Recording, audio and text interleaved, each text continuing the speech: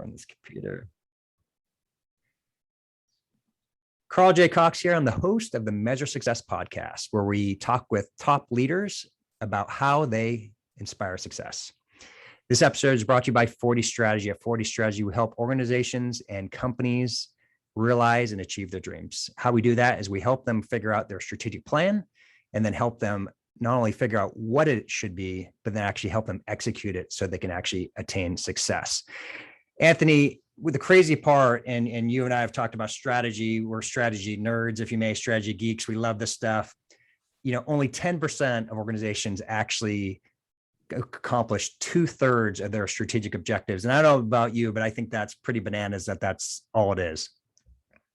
Oh yeah. They got some work to do. That's why we're in business, bud. That's right. Absolutely. So so at 40 Strategy, your success is our passion. That's why organizations calling us, people like Anthony and myself, for help. Not only do we come with strategy, but proven practices to make it work. Harvard Business Review says if you actually focus on the right key performance indicators, you could triple your success. So if you'd like to learn more, send us an email to catching a ball at 40strategy.com, and we'd love to have more conversation with you. Also, like to encourage you right now, we are talking about the marathon challenge. Anthony, you'll learn more about this, but on October 24th, we are scheduled to run my first marathon I challenged John Foster with, and we'll see if it happens. But anyways, we're going to move on and talk a little bit more about first our shout out. Someone who, a common person, I met Anthony while I was at Cascade Strategy. Matter of fact, how I heard about Anthony was one of the employees there said, hey, you've got to listen to this guy named Anthony Taylor. He's on this podcast, and I think he's the best. And that's actually, I think, how we connected. You ended up speaking at one of our presentations that we did in Portland. We had our first global conference for Cascade Strategy. And then we did a lot of presentations together. We're last together in Wisconsin before all this COVID craziness hit. And that was a crazy time, walking in one of the coldest walks I've ever had in my entire life in Madison, Wisconsin. And thank you, Anthony, for giving me the courage to walk in the cold. Thank you, Canadians. So Anthony Taylor is the managing partner and chief strategist for SME Strategy Consulting based in Vancouver, Canada. Anthony is also an author, including 2 books called Alignment and How to Get Your People, Strategy, and Culture on the Same Page. And then I Wish I Knew, Entrepreneur Lessons I Learned the Hard Way So You Don't Have to. He is an engaging professional speaker for over a decade to audiences throughout the world. He's also the host of the Strategy and Leadership podcast, where he interviews CEOs, business leaders, authors, thought leaders to get their perspectives on strategy, business, leadership, culture, and people to advance in your career and your life. He has a BA in business administration with marketing concentration. You have credentials, a lot of credentials, Anthony. Young Leaders of the Americas Entrepreneurial Leadership Curriculum, Balanced Scorecard, and Key Performance Indicators, and Competitive Strategies, to name a few. And you also volunteer support for the Association for Strategic Planning, which I'm also a member of. Thank you very much, Anthony, for your time and support you do with that. We met together, as mentioned beforehand, when I was working with Cascade, and thank you so much for all you've done. Anthony, I miss you, buddy. We have had a lot of fun on our times we had together. Who knew that beer we had in Madison, Wisconsin would be our last beer we'd had together for 2 years. Hopefully we'll get together to have one again here in the near term. But Anthony, welcome to the Measure Success podcast. Thanks so much, Carl. It's been way too long. I'm such a big fan of your work. I'm a big fan of you personally. If I had the chance, I would drive straight down to Oregon. But as you know, the borders are still a little bit trickily closed. But I'm so grateful to be here, grateful to catch up with you, and just like really happy to be in your presence. So thanks for having me. Thank you. Thank you for the kind words. So for those in the audience, I always like to, to start out with is so what do you do, Anthony? What is SME Strategic Consulting? So SME Strategy, we facilitate strategic planning. SME stands for small to medium enterprise. And I started my business for a couple reasons. One of them was I was running a not-for-profit organization. And I found it was like herding cats, as the expression is, to get everybody on the same page. And I said, well, what the hell? Like, what do I need to do here? And I found strategic planning. And I implemented this, strategic planning process. And I found that with all of these very well-intentioned people, they were all moving in different directions. So I wanted to help them be able to be more effective and accomplish what they wanted to accomplish. The other thing was I got ripped off by a business partner for about 100 grand. And I wanted to help entrepreneurs and businesses avoid the risks that I made. And so that's why I help entrepreneurs, not-for-profits, really get to where they want to go in the most effective way possible and avoiding as much risk as possible. Absolutely. And I'll do a shameless plug for you, Anthony.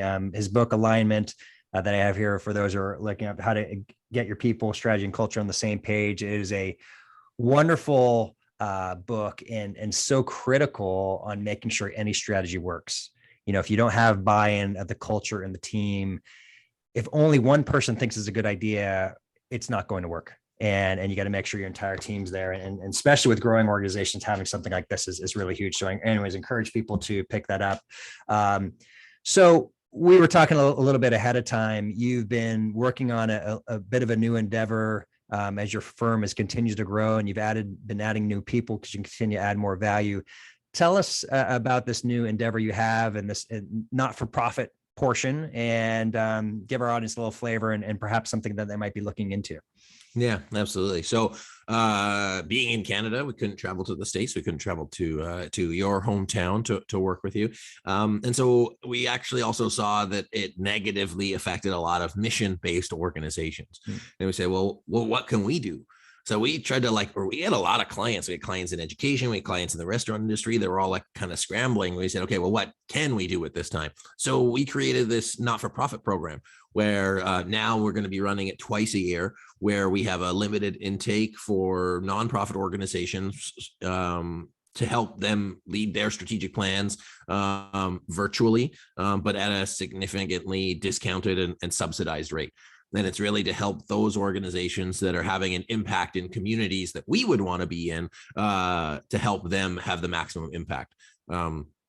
We see strategic planning. I see strategic planning as the way to change the world, because a clear strategy, as Carl, I'm sure you'll agree with, a clear strategy helps employees be engaged. If your employees are engaged, right, they're happier. They mean that people have great jobs. If they have great jobs, they have happy families. They have happy families. They have happy communities. And so strategic planning changes the world. And we wanted to put this not-for-profit program together to make that happen. That's really special. What has been, what has been for you? What have you seen in the not-for-profit world that has been COVID, of course, right? But what is on top of COVID? What specific challenges have they had, which has made it more difficult today than it was 2-3 years ago? Yeah, absolutely. I have one more thing I want to plug, but I'll wait till later. But what's been really challenging for some of them is not being able to meet in person. Mm. And so the kind of standard, getting together, having your board meetings, having those side conversations and all that stuff, they haven't had the chance to do that. And the other piece of that is the personal life and the volunteer life and the work life all smashed together. And so you find volunteers that are doing whatever they're doing from the side of their desks, or if it's a mission-based organization, they're having to take care of their kids and family. They're stretched even more thinly. And then so being able to prioritize, to get clear on what they need to do is really at the heart of helping them. So now go back to your plug thing. So what was that before I forget that? What's that additional thing you wanted to mention? I'm so glad you asked. So on October 21st, very close to your marathon, we're hosting a diversity and inclusion summit. And we got together 11 speakers from 4 different countries to be able to speak about diversity, inclusion, what's happening in their workplaces, what's happening in their life, and just for them to share, to engage in a conversation about it. You can check out Diversity Inclusion Summit SME Strategy, but I'm super pumped on it because all this time at home has given me opportunity to do more things, and I'm just excited to do that and to bring it to the community of leaders like your audience. That's cool. And have you seen on a global basis, based on what you've talked about, how significant have the changes been, when it comes to that? Are they, is there a country that's really leading the way, so to speak, or is kind of other people waiting on others, right, to find out who's going to be the leader in this? Oh, man. I want to say North America, it's really big. In Canada, today is actually like Truth and Reconciliation Day, and there's so much stuff going on there. In the US, I think it's just so public. In Europe, I think there's a lot of like undertones of racism. So there's so much, but I think everybody is now, it's moved to the top of CEOs and executives lists in terms of a thing that they need to be thinking about. And so we wanted to provide just a place to have those conversations if you're interested in taking it on. And I think that there's a business case for doing it, not just a personal kind of case behind it. Right. Anthony, when you were talking about one of your answers earlier, it really resonated with me, which is the inability to have the personal conversations. And more importantly, that it's the conversation after the conversation. It's one of the things I think I mentioned, I've flown more this year in 2021. I have my entire life. I didn't expect that in this kind of crazy COVID world that we have, but it's reality where business has been bringing me. However, what I've realized is it's the conversation after the meeting that all of a sudden, or it's the dinner meeting after the fact, right? Where somebody who isn't comfortable to say something during the meeting, they'll give you these additional insights, or you'll pick it up by their body language, right? But it's harder to pick it up in the front half of the body, if that makes sense, the top half of the body, in a typical Zoom meeting. So I'm just kind of curious, how are you helping people to get through what I'd call those intangible, crucial conversations, in the not-for-profit world that they weren't having that it's hard to have today? What are you doing? I'm kind of curious, what are you doing to help connect them better, right? To their, whether it be to their people who are donating money, right, to the organization, to their cause, they're volunteering for organizations, perhaps they're in a business. What are some insights or things you're learning to help improve that and make that better? Yeah.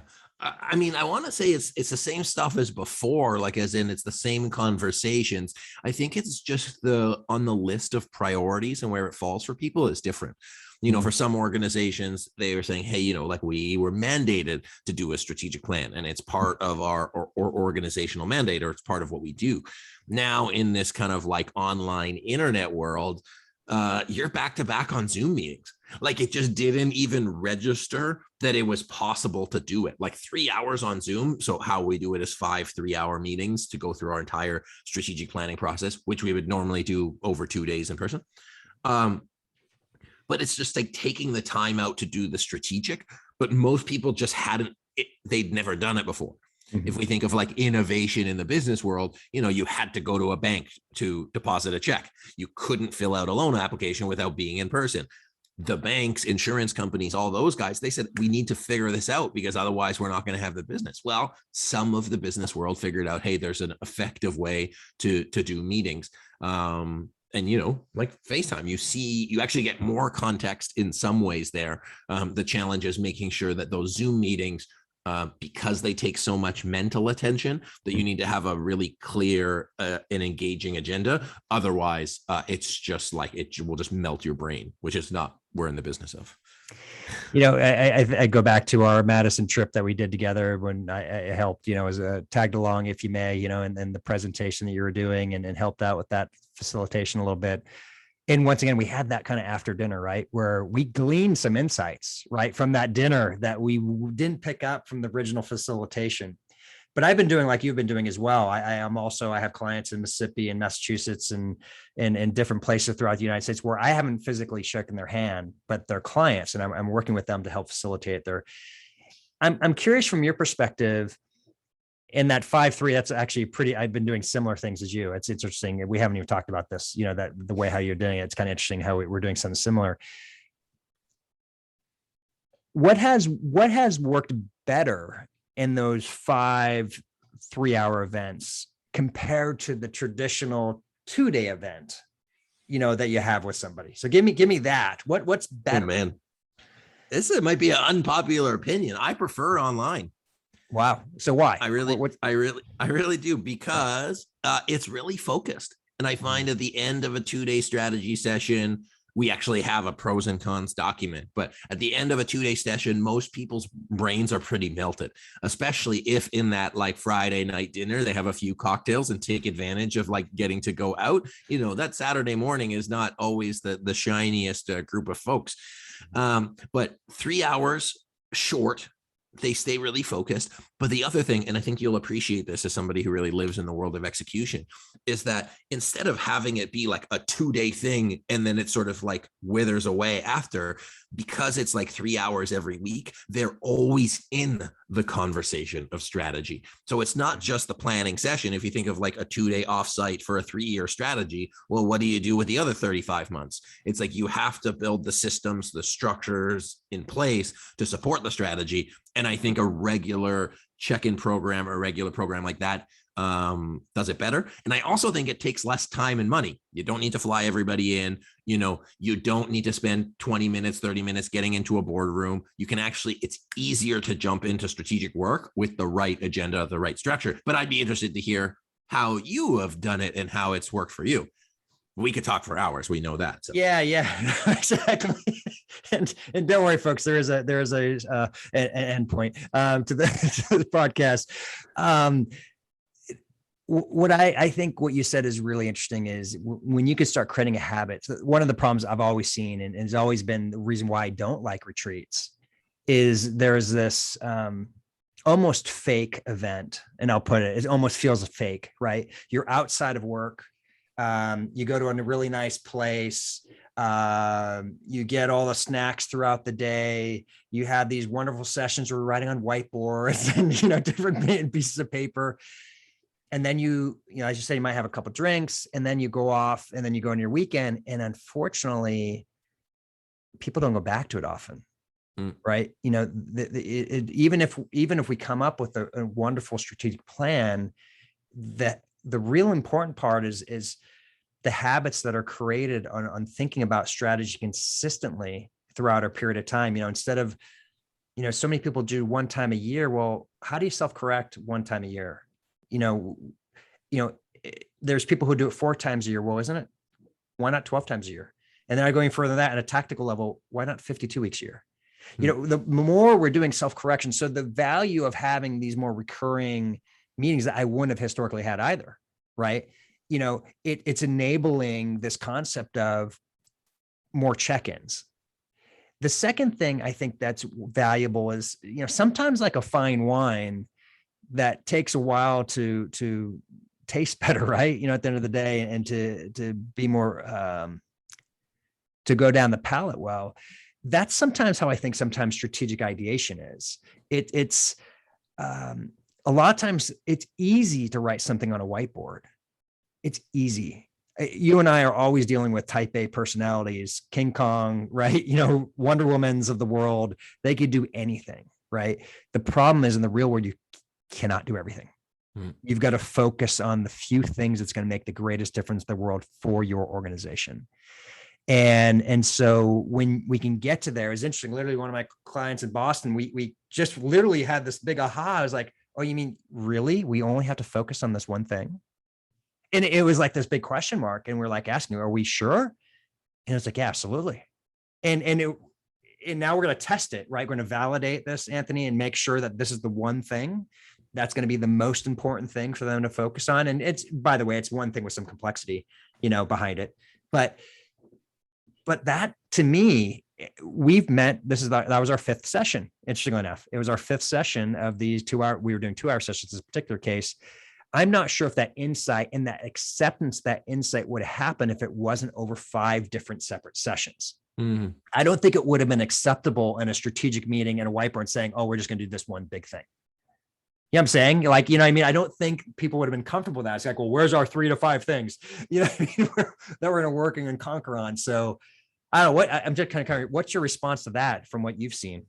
In the words of one of my characters from Letterkenny, which is a Canadian TV show, suggested that marinate.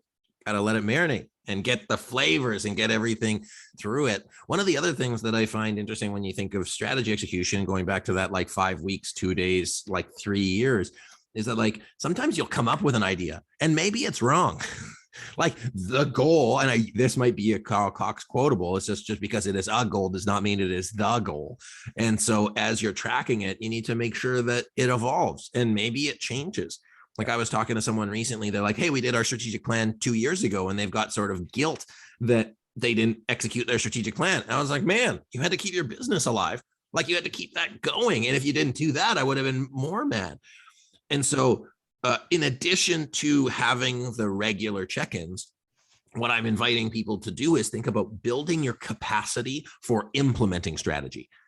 So that instead of thinking, hey, there's like a 3-year vision, they say, well, if you focus really, really well for that first year, you're going to be leaps and bounds ahead, so that year 2 to 3 is going to be even better. And you know what I mean? So like really, or 0 to 1, 1 to 2, 2 to 3. So looking at it in stages, but also making sure people have the capacity to implement it long term. So focus on building capacity to implement strategy, not just implement strategy. Yeah, having the resources and the focus, and you touched upon something I like to say which is strategic planning as a hypothesis. It's not a fact. And I think that's really also hard, right? Because it's like, oh, we spent all this money, put everybody together in this 2 days. But honestly, I've never seen a strategic plan be right. Like ever. Like I've never seen 100%. And I never want to see, honestly, 100%, because think of just let's go back to where we were in Wisconsin in whatever November of 2019. If we were helping out with an organization at that point of time, nobody was projecting COVID to hit and the impact that had on every business, whether it was good or bad or indifferent, right? Everybody was impacted one way or another.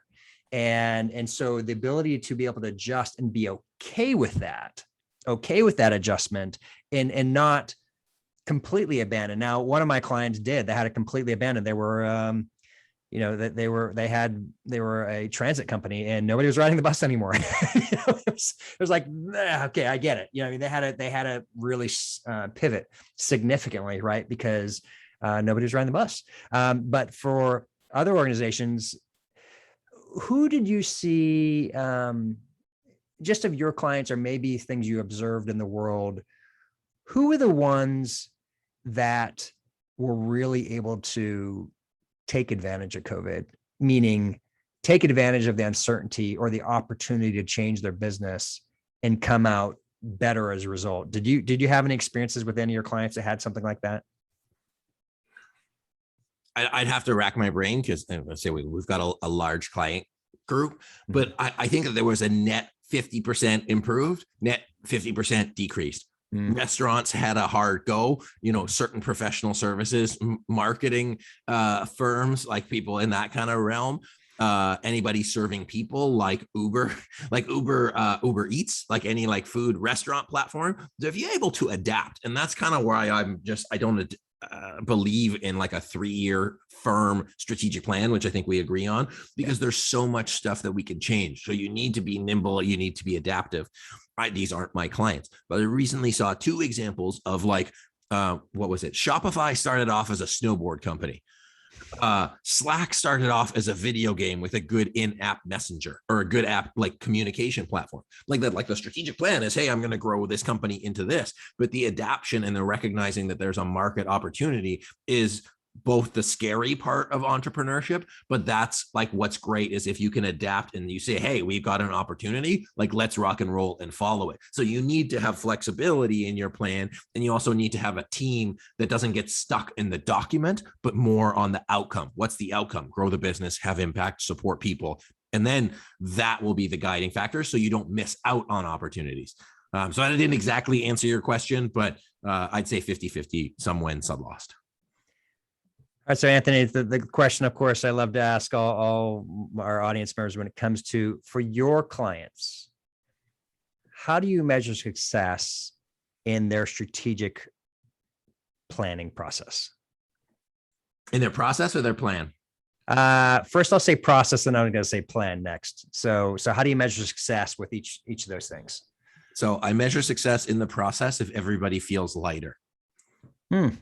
What do you mean by that? Yeah, what do you mean by, what does lighter mean? Lighter means that most of the time before a strategic planning session, everybody has a bunch of things that they're wondering about. They're on like their front of their brain. They're like, what about my projects? How do I fit in this? They've got concerns, they've got doubts, they've got uncertainties. At the end of our 2 days, everybody feels way clearer. It feels like a weight has been lifted off, and they've moved from like wondering if they're on the same page to certain they're on the same page, which allows them to move faster, like through the implementation and actually getting everybody clear. So that's the lighter feeling, and you can see it on people's faces. For those listening, if you're thinking about doing a strategic planning session, it's hard to say, hey, your clients are going to be lighter, your team is going to be lighter, but it's a huge ROI value for your people. Anyway, so that's that one. No, that was really interesting. And the reason why it really resonated with me is I have bring on somebody on board, and I was delegating some social media marketing practices things, so I didn't have to do it on my own. And it literally, after the meeting, I was like, oh, thank you. It was just like gorilla that was off my back. You know what I mean? Because I had gone through the thorough process of training. This is what I like to do. I'll have you do it so I could free up more time and be more focused and have them do something that's going to be effective for the business as a whole. And so it's interesting you bring up that lighter experience. But what happened as a result, there was alignment. This is clearly what we want to do. This is how we want to execute it. So now let's talk about plan success, right? How do you know that you've put together a plan that's nailed it? Well, I'll judge the success of the plan at the end of it. But basically, it's if everybody accomplishes their one destination. So methodologically, there's basically the biggest problem that we solve as facilitators at SME Strategy is helping teams avoid the multiple destination trap. They could either go left, right, center, or a million different options. That's the challenge. There are too many options, not enough time. If we can get a team clear on that one destination, if we're successful in 3 years' time, how will we know? And they get there, that's what success looks like. And we're going up to Trail, BC next week with a client, and they posted their one destination on the wall and say, we're hiring you again because we actually already accomplished this, like that's a little bit early, but like with tons of growth. But everybody had that, call it a North Star, call it whatever you want, but everybody was clear, this is where we're going. And then they got there, and it's like, well, what's next? Anthony, I love it how I don't know if you noticed on my number 2 here on the board is select destination. And I love it that the reason why I think it's why you use it, it's the reason why I use it is because the problem with saying we're doing goals, well, that reminds people of them cutting weight, losing weight. And we know how successful people are with losing weight. We also know how successful people are with their New Year's resolution or goals, right? It's terrible, right? The likelihood of people being successful. That's the reason why the fitness industry and the weight loss industry is a multi-billion-dollar industries, right? Because people are not successful with doing it, right? And they keep on failing over and over again. But if you focus on going to a new place, one single destination, then all of a sudden you realize the goal is it's not a goal. It's where our itinerary is, if you may. Our itinerary is to go there. And then that by definition is your change management, helping the people visualize, no, we're actually going to this new place. This is our core focus. It's why I love that verbiage and choice, because it changes people's mindset a lot, right? Of that we're going somewhere new. Strategy is just the how you get to a new destination. Right. That is all it is. It's how you're going to get there. But people don't think about it is ultimately about a transformation, because otherwise it's just an annual operating plan. All we're doing is updating our budget. That's not strategic most cases. That's just making sure your numbers are going to be right. Right. And making sure people have the amount of money they want to do in their respective budgets. But that by definition is not strategic. What's really strategic is when you tie it all together. Right. But it's ultimately to moving to some new. No, I'm curious I love that one destination area behind it. Who fights you? Obviously that's a tough sell, right? Sometimes you're like, well, we can do 12 things this year, right? How do you get people aligned on that one destination point? Well, I tell them it's like, you've got a choice. You either are there's only one of two options. It's chicken or fish. You're either going to one destination or multiple destinations. And then that's like the first question. And then I have this building analogy, but I'll quote someone, Ron Swanson, his famous philosopher. And he says, don't half-ass two things, whole-ass one thing. Yeah. And I use that in all of my facilitations because you can either do 10 things a little bit or do a couple things really, really well. Yeah. But I always bring it back, Simon Sinek, he always says this, the start with why or end with why or whatever it is. But it's like, I'm sure it's on the bookshelf somewhere. But I know. It's funny. I was looking back there. The one thing that I have, And it's funny, another one of my books. This is, I don't know if you've read this one, Dave Ramos, Drive One Direction. This is a good one. But yeah, I mean, you nailed it, right? Is focusing on one thing is you're much more likely, much more successful to get there, and to hit that. So anyways, I absolutely love that. Okay. All right. So now we're going to dwell into that fun personal side, Anthony, because I like to have both the business and the personal side. And you don't have the most traditional path into doing what you're doing. You've told me that multiple times, and so for the audience, how did you get to where you are? Like, how did you start out, and how did you get to this point where all of a sudden you're advising and people are seeking you out from around the world to get to their one destination that they're trying to reach? Man. Okay. Well, I know we're short-ish on time, but I'm actually a waiter by trade. I ran a bunch of different businesses. I put on rock concerts. I had an ESL school, 2 coffee shops. I had a nightlife directory before the Olympics came to Vancouver, half in English and half in Japanese, called Happening, which might be funny to some of your listeners. I was a waiter, and I just started doing coaching. And then, like I said, it was learn strategic planning, and then started writing books, and eventually people believed me that I could do this. But we're 10 years in, almost 11 years into doing strategic planning, hundreds of clients across the world. I've just accumulated a lot of experience, but I'll tell you where it came from, and it'll sort of tie it all in. When I was 25 and starting my business, I said, okay, I have a hypothesis. And I said, in 20 years, so when I'm 45, everybody that's a boomer that occupied senior leadership positions is either they're going to be out of those positions. And there's going to be a huge gap of people that are technically good, but have never had leadership opportunities, or they were never trained, or they didn't go to business school. And there's going to be this huge hole. So I want to be the guy that can support them and teach them business, but not from a academic perspective, but from like a practical aspect, and teach leadership and communication and all of that stuff that helps people so they can do that. And I'm halfway through my 20-year plan. So I'm good. I'm hitting some of my KPIs now, but I'm not even rocking for another 10 more years. So that's really, it's just, I want to help people, and I just want to help people all over the world. So we're going to do some cool stuff over the next decade plus. So keep an eye out. So Anthony, I'm going to hit on one of those things you mentioned on going back to a bit on the business side of how you're helping. What is forgive me here, but what's the one most common recommendation or encouragement that you can tell a young leader, right, where they're just getting into a critical leadership position? What is one of the more common things that you share with them so they can mature to be a great leader? John Maxwell said, a leader with no followers is just going for a walk.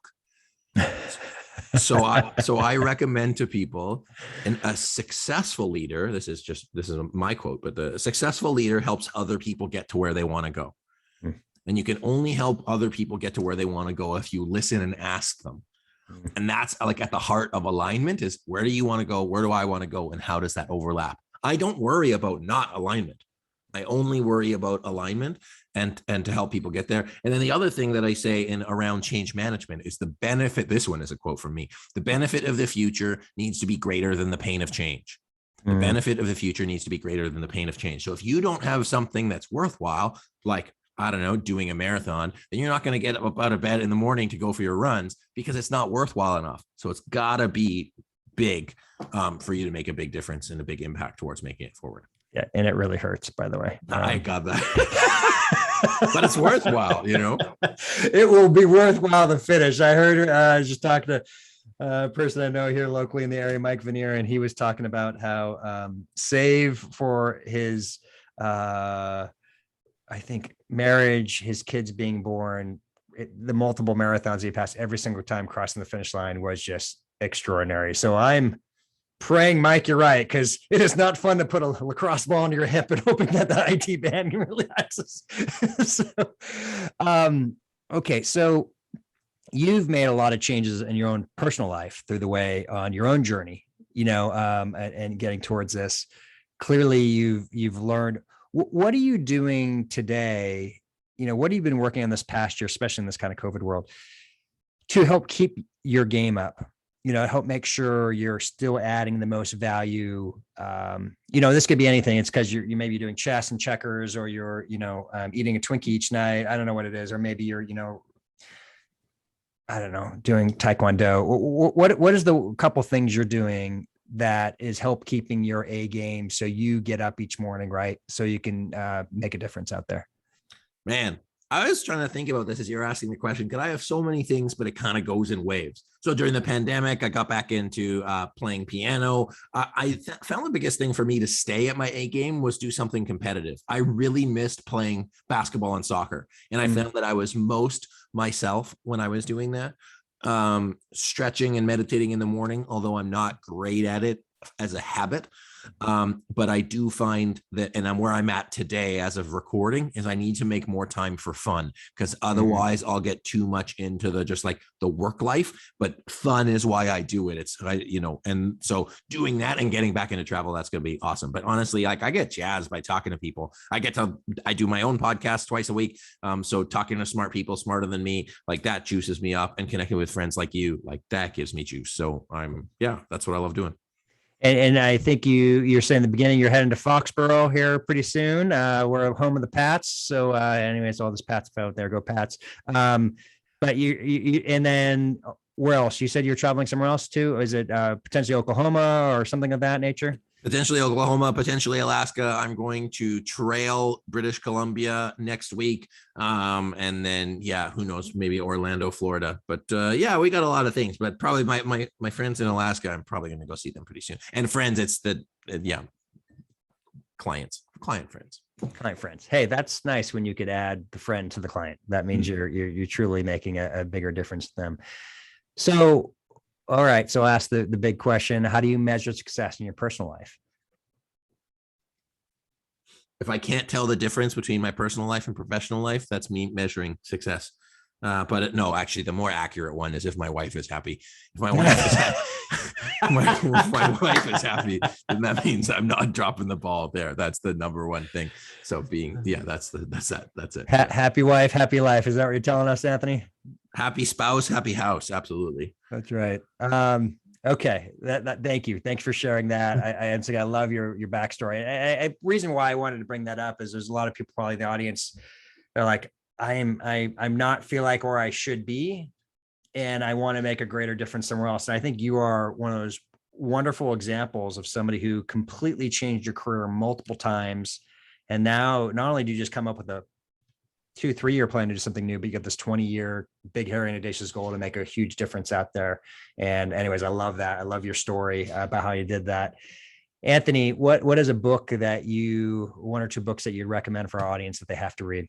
So before I answer that, I'm going to say I am generally never where I want to be, as in I'm always pushing forward. But I think that the bigger thing that pulls me is what gets me out of bed. So for all of you, if you're not where you're at, just, you are where your feet are. So take that into consideration and just take every day, because you never know nothing's ever promised. So enjoy where you're at.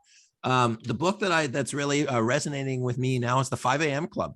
I read it last year. It really having that extra bit of time, to do what I need to do to be at my best. It really made a big difference. And that's my reco for today. Isn't that crazy though? The difference between waking up at 5:05 or 5 versus even 5:45. That 45 minutes is massive. Yep, it's huge. It's absolutely massive. I don't always follow it, but when I make time for, and that was one of my keys to success, when I made time for myself in the morning, even if I had 7 o'clock or 6 o'clock facilitations, it made a big difference. And I felt it. That's where I was measuring success in my own life. That's right. So Anthony, where can people learn more about you? Where's a good website to find you? Holler at me on LinkedIn. Connect on LinkedIn. Anthony C. Taylor on LinkedIn. Anthony C. Taylor on the internet. SME Strategy. If you search strategic planning something, you'll probably find me. Check out my book, alignment.co. And then come and join us at our Diversity Inclusion Summit. Just be part of a conversation. We got some amazing people.